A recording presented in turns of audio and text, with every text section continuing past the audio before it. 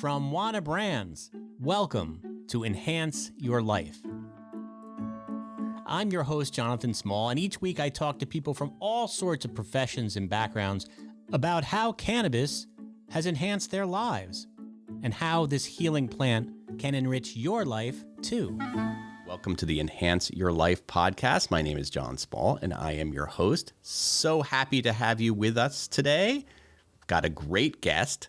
Johanna Nuding is here, and Joanna is the CEO of Casually Baked, which is a lifestyle and media company focusing on cannabis for wellness, education, and entertainment.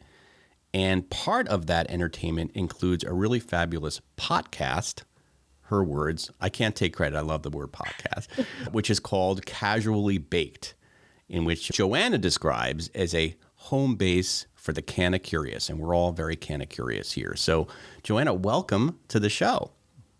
Thank you so much for having me. I'm happy to be here. Let's start from the beginning a little bit here. Just quick origin story. I know you come from like a small Texas town, right? Yes. I grew up on a ranch out in West Texas, and I was part of a blended family that was basically 5 girls living on a ranch and learning life out on a farm the way a man would learn to live and grow up. So my dad raised 5 strong girls that could pretty much do anything. But when it was all said and done, I was like, get me out of the country and get me to the city as fast as humanly possible. Yeah, so you were more of a city mouse than a country mouse, I guess. Then, yeah. And, as life would have it, I'm coming full circle at 45, craving the country again. Isn't that interesting? Yeah. That's happening to me too, although I never came from the country, so I can't really say. But I am craving quiet. Okay, so this small country town, you would think that's not really very conducive to a cannabis maybe consumer. So at that time, what was sort of the perception of cannabis when you were growing up? Was it like evil? Was it the devil's weed? It was the devil's weed? Yes, it was Nancy Reagan's DARE program. And, I didn't touch cannabis in any way, shape, or form until I was off at college. I was the academic and athlete and part-time farmhand and all of the things. And there wasn't a lot of time for mischief or getting into trouble. I was a rule follower and a do-gooder. And so, yes, cannabis was a really, really bad thing. So what got you first interested in it? Was it sort of a form of rebellion, or tell us about your discovery of cannabis in your life? Well, so I went to college on a part academic, part athletic scholarship. And I played basketball for 2 years and then really couldn't stand the coach and was enjoying the mass communications piece of things. And so I hung up my basketball shoes and I became the sports anchor for my news channel. And there was a lot more time to play and have fun. And so I just was curious and felt safe. And so, I experimented with cannabis for the first time, smoking a joint in the car outside the Cheyenne Cattle Company before I went in. That's awesome. It was a good experience. Your first experience, you remember it well? Well, the first experience, I'm like, okay, I think I'm high, but I'm not sure. You go into a club and the music and the lights and you've got your fake ID, so you're drinking alcohol. So there was a lot of sensory inputs, and I don't think I had a really clear idea of what cannabis felt like until I tried it again when I was stone cold sober in a room and could really feel it. So the first time it was kind of uneventful. So, yeah. So, but you tried it again and then you must have liked it, or what was it about cannabis that you enjoyed? I think for me, I immediately noticed that I was having a different experience than my friends because I was microdosing before I knew what that was.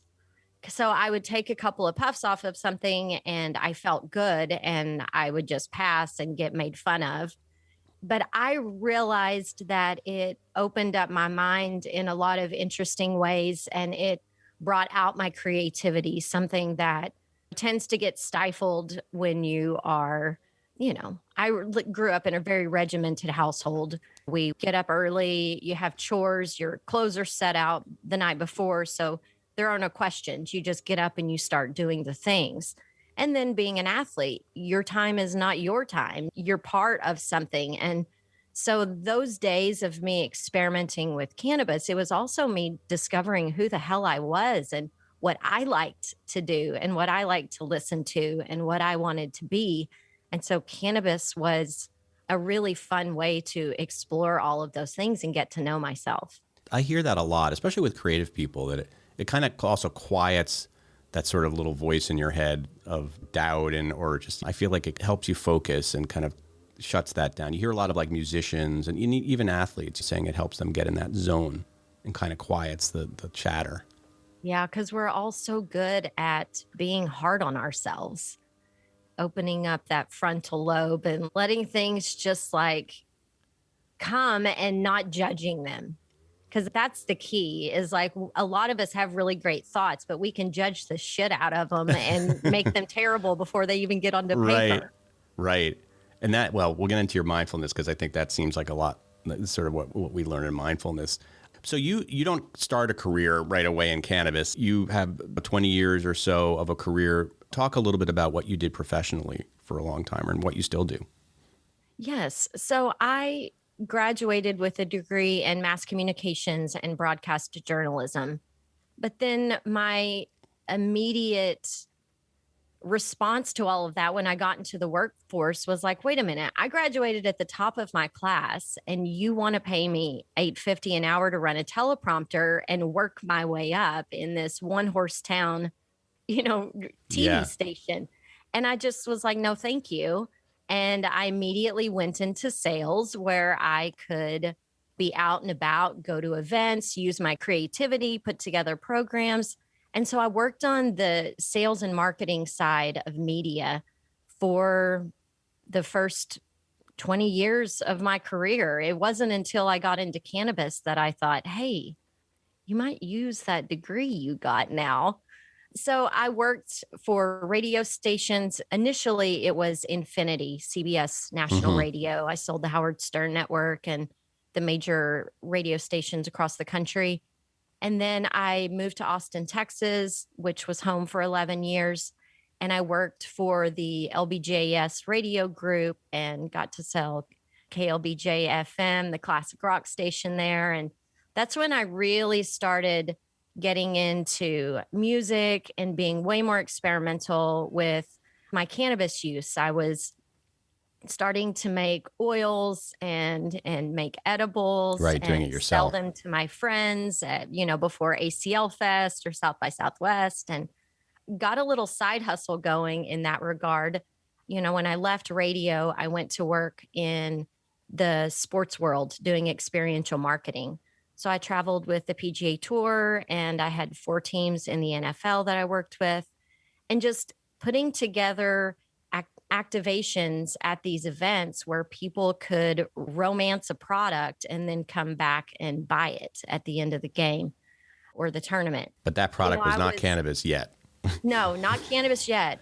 And then I went to work in real estate as a marketing director for a real estate developer that had 6 brands. And I thought I was working my way up to be some chief marketing officer of an international brand. But when I got to that point, I'm like, I don't think I picked the right dream. I don't like this. Right. And I was working 60-hour weeks and things were hectic. And I just was like, I want to pull the ripcord and get the hell out of here. And so I started this process of simplifying my life. Started giving something away every day. I started cleaning something out and just paring back things. And a year later, I was to a point where I had moved out of my 2,000 square foot house. I'd gotten a renter. I'd moved into a little condo in downtown Austin on Rainy Street. And my pets had passed away by this time. And so I found myself in a really interesting place. I was 36 years old. I had more money than I knew what to do with, no debt, no pets. I had a renter in my house. I was like, this is it.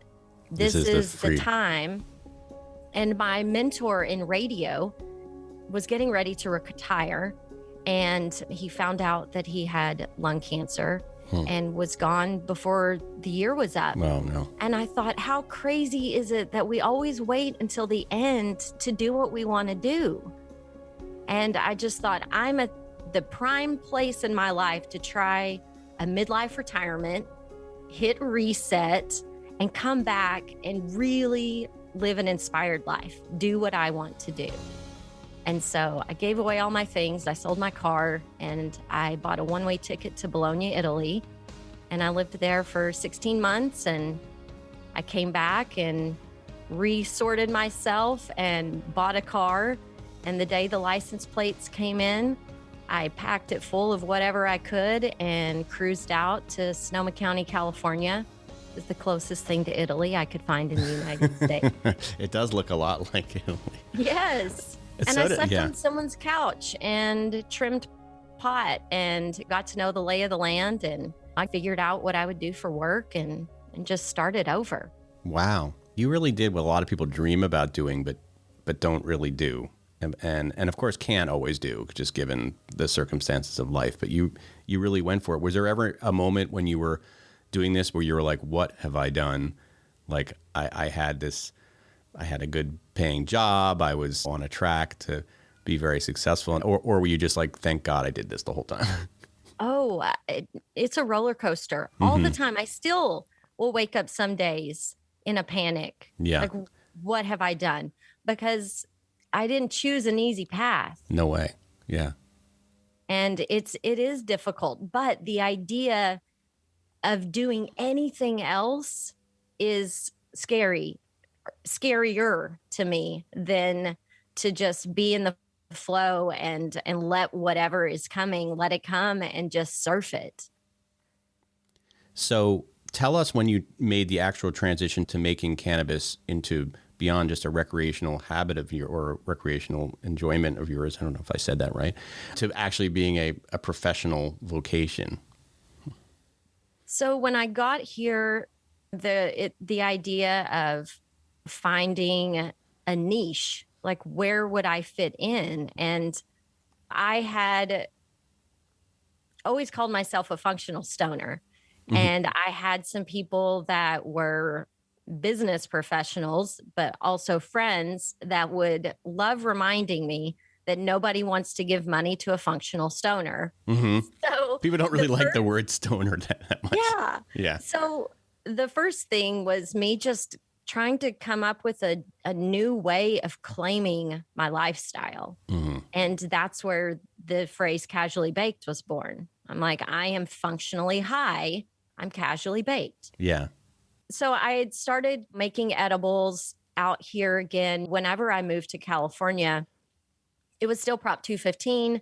When you went into a dispensary, there were still brownies in baggies.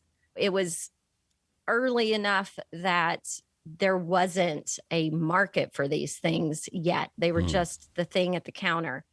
And I had gotten really good at baking and was doing things for private events or birthday parties or whatever. And I was like, hey, wait a minute. I don't want to spend my life in a kitchen. This isn't it either. So I put that aside and would just go to conferences. Of course, that's when they were, in Santa Rosa at a Hilton, and there were like 40 of us in there, and just listening. And what was really loud and clear to me is that education was the giant hole that I could fill. And by education, you mean just consumer education. Yeah. Because everyone that I was in that room with, they were talking inside a bubble. I was the girl from Texas. Right. I'm like, but y'all are talking about things that the rest of the world doesn't know, isn't aware of. This doesn't make sense to other people. And it's so nuanced.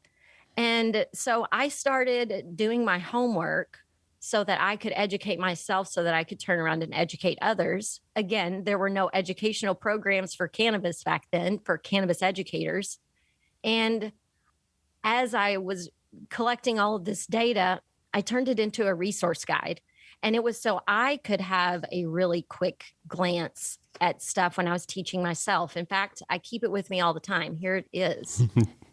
She is And, holding up a resource guide. Oh, that's so cool. So what is that? It's like a folder that you keep of all.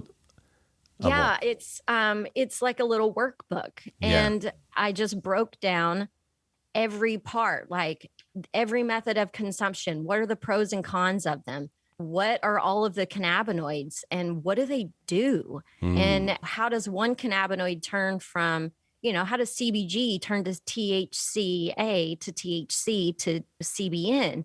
Like how I needed to visually organize all of this stuff for myself.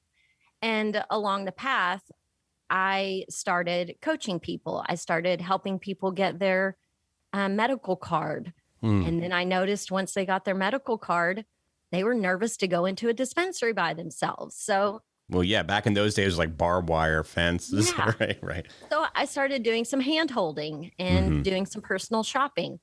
But then living in the Bay Area and what traffic is like, I'm like, this isn't the dream either. Yeah. Okay. So I'd done this. This is helpful, but reset again. And that's when the little higher self said, hey, lady, don't you have a degree in broadcasting? Right. So that's when I turned on the mic. I bought a tiny little USB microphone and I just turned it on and started recording and taught myself podcasting. And how many years ago was this? Well, I'm in my 5th year. That's amazing. Yeah. And I've been putting out one show a week for 5 years. And tell the audience the format of your show. Do you bring on guests? Do you talk? Do you just talk one-on-one to the audience? How does it work? Well, it's a little of both. So for me to stay interested, I need to highlight my own CannaCuriosities. So the show kind of flows with either what I'm researching or needing to know in my own life. And I try to find experts to come and have a conversation with me. I think I'm a conversationalist. Yeah. In fact, one of my friends has named me a conversational journalist. That's a good. And I'm like, you know what? I dig that. Yeah, I'm trying to think of the word to merge those two. There's got to be, but a conversational journalist is good. So picture me having a conversation and then spending a couple of days. I listen to it again and then I edit it. And then I think, okay, what are the major things that I want people to hear in this? And so then I build out an intro and an outro that gives it that Aesop's fable kind of a feel. So this is kind of the problem that we're setting it up. We have the interview and at the end we wrap it up in a tidy little bow full of hope and joy and calls to action for people to get out into the world and puff, pass it on. So who is your audience? Is it people who are already users of cannabis and are wanting to take a little bit more of a deep dive? Is it people who have never tried cannabis before? And, I always know because I have a few podcasts, it's sometimes hard to get to know your audience as a podcast. You kind of put something out there and it's hard to have actually interaction with your audience. So in your estimation, who is listening? There's really a combination of people listening. And one of the groups are the CannaCurious, the people that want to dip their toe into things, but they're cautious and they want to do a little bit of homework. And so I provide them not only things to think about, but then in the show notes, resources for them to continue their homework. Oh, right. The other people that are attracted to my content are the ones that have been using cannabis their whole life. And they're like, wait a minute, what is this wellness stuff you're talking? What is CBG, CBD? What are these cannabinoid things you keep talking about? And what is a terpene? So it's funny how my person turned into a Texan. What is a terpene? Right. Yeah, Exactly. what is a terpene? So, those kinds of people they're hungry for information. They're seekers. They're curious. So I get a lot of those types of people to the table. Those are the people that I really enjoy serving. The other people that listen are industry professionals that want to know what's going on. Like, for example, what's the deal with Delta 8? I get 20,000 press releases of people wanting to come on. We're on the same list. I do too. And yes, it's incredible. And so my thing is, if I'm being bombarded like this. How do these customers feel? And so Right. getting a PhD formulation scientist to come on the show and talk about exactly what Delta 8 is, how it's made, what are the components of it, what we need to be thinking about. There are industry professionals, bud tenders, people that need to know this information, but it's hard to just read a white paper and get what you need to know out of it. So taking this really detailed, nuanced information and making it approachable and giving you the language to go out and to have a conversation about it. So, I think I serve a number of people, but it's because I have one foot as a cannabis industry professional and another one in as the ultimate consumer. Right. What was your most listened to episode so far? Is there one topic that just seemed to really catch fire? Well, most recently, I did one on ketamine, and that one has, I don't know, 1,300 downloads or something right That's now. great. The one that I did on Delta 8 recently with Dr. Monica Villalpando, that one was another very popular one. I'm also allergic to cannabis, and so I constantly have a Kleenex. So my Oh, that's apologies to your interesting. visual Boy, let's viewers. talk about that for a minute. So you are allergic to, is that a new thing, or have Oh, you no. always been allergic to cannabis? Always. It's just like hay fever or anything else. So whether or not I vape or I smoke, it's the combustion piece that it gives me a runny nose. And so I'm casually baked the majority of the day. So I constantly have a Have your Kleenex. in my hand. Kleenex. So And it's not enough to make you obviously stop. Or have you ever tried to figure out, what the allergy is and if there's a way to kind of consume without having the allergic reactions? Or is it Well, just I also know that it affects my skin topically too. So if somebody uses a full spectrum oil in their topical, a lot of times my skin will get really itchy. So I know it's both, but no, I mean, I'm a little bit allergic to, avocados and bananas and pecans. They make my throat itch, but they're delicious. so And you just keep so who you push cares? through? Yeah. Let's say you're on an airplane and these days now we don't go on airplanes as much as we used to, but and somebody asks you what you do and you tell them what you do, and then their next question might be like, they'll have a question about cannabis. So I'm wondering what the question is that you get the most when you tell people what you do for a living about cannabis. Well, I love telling people that I am a cannabis lifestyle guide, which is the title that I made up for myself when I It's almost as good as a conversational journalist. Yes. That's what I'm, a cannabis lifestyle guide and a conversational journalist. Right. Although I don't tell people that on an airplane because then they think I want to talk to them the whole time. Yeah. But no, the thing that I get the most is someone concerned about someone they love. And my mom has this, my dad has this. Like, how can I have this conversation? I would like for them to consider cannabis. How do I go about that? How do I get that conversation started? So that's one of the biggest ones. Another one is someone just wanting to pull out whatever product they have and they want me to look at it and give them my seal of approval. When you look at a product, what do you look at? Do you immediately go to the ingredients because we talked about the terpenes and the cannabinoid profile? Tell me what you, maybe I just answered the question. I don't know. Well, depending on what it is, like I do want to know, first of all, what kind of packaging do they use? Is it super wasteful? Where do they source their materials? People that source craft cannabis from a sun-grown farm or anything, if it's really good, they're telling you in their packaging. They're going to tell you where it's from. Right.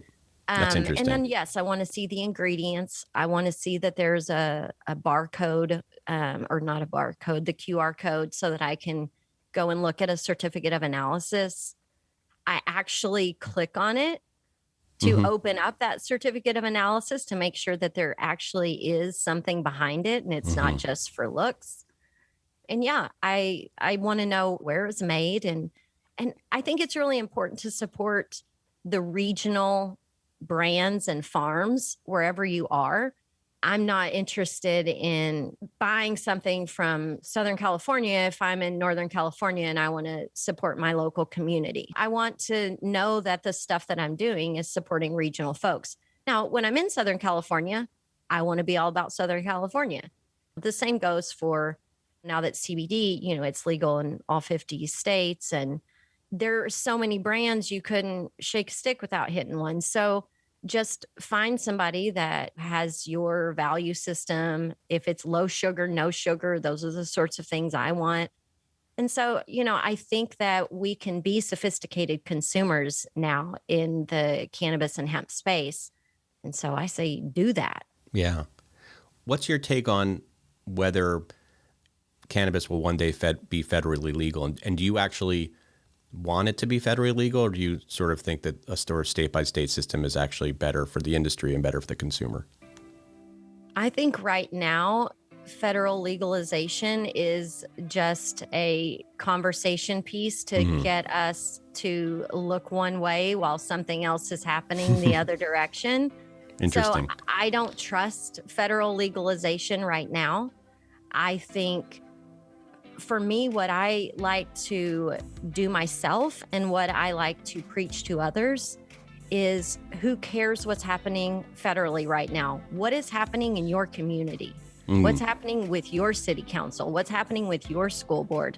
Hyper-focus local and know that you can make real changes within your own municipality.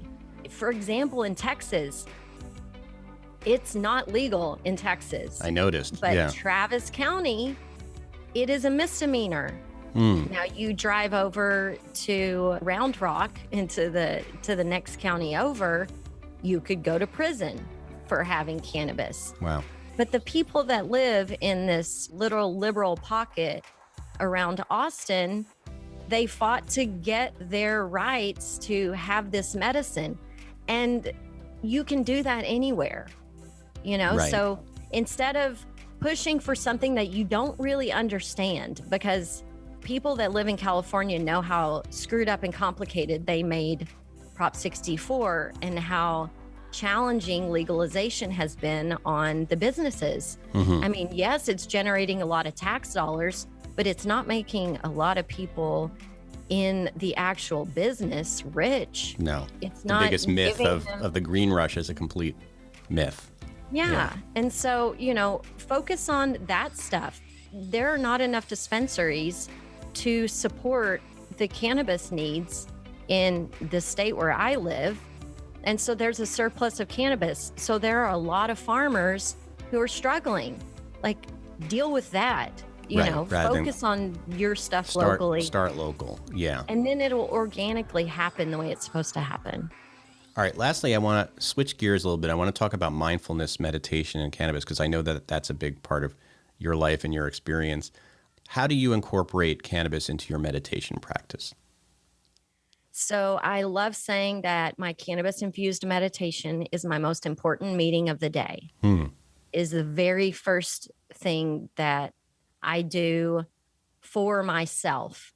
When I get ready to consume, I set a timer on my phone for about 26 minutes. And that's a long time. I put on some binaural beats, something that's going to help me get into that relaxed meditative state easier and more quickly. And I'll listen to that in earbuds. Wait, what are binaural beats?